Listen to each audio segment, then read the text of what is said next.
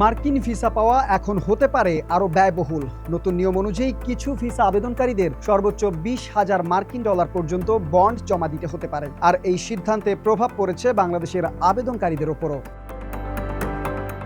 ভারতীয় সংবাদ মাধ্যম এনডিটিভি ও রয়টার্সের তথ্য অনুযায়ী ভিসার মেয়াদ শেষ হবার পরও অবৈধভাবে যুক্তরাষ্ট্রে অবস্থানের প্রবণতা কমাতে ভিসা বন্ড কর্মসূচিকে স্থায়ী করেছে মার্কিন পররাষ্ট্র দফতর। আগে এটি পরীক্ষামূলকভাবে চালু থাকলেও এবার স্থায়ী নীতিতে রূপ দেওয়া হয়েছে।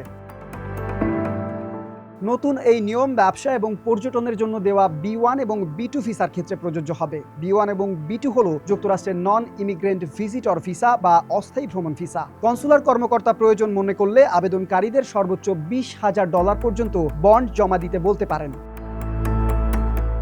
আগে পরীক্ষামূলক কর্মসূচিতে $5,000, $10,000 এবং $15,000 বন্ড নেওয়ার সুযোগ ছিল, কিন্তু নতুন নিয়মে $5,000 বিকল্প বাদ দেওয়া হয়েছে এবং সর্বোচ্চ সীমা বাড়িয়ে $20,000 পর্যন্ত করা হয়েছে। এদিকে আগামী 3 আগস্ট থেকে নতুন নিয়ম কার্যকর হচ্ছে। বর্তমানে তালিকায় রয়েছে বিশ্বের 50টি দেশ, যার মধ্যে প্রায় 30টি আফ্রিকার। অন্যদিকে বাংলাদেশ, নেপাল ও ভুটানও রয়েছে এই তালিকায়, তবে ভারত এই তালিকায় নেই। মার্কিন কর্তৃপক্ষের দাবি, এই পদক্ষেপ ভিসার ক্ষেত্রে শর্ত মানা নিশ্চিত করবে এবং অবৈধভাবে থেকে যাওয়ার প্রবণতা কমাবে। অন্যদিকে অভিবাসন অধিকার কর্মীদের অভিযোগ, এতে বৈধ ভ্রমণও নিরুৎসাহিত হতে পারে এবং অভিবাসীদের জন্য নতুন জটিলতা তৈরি হতে পারে।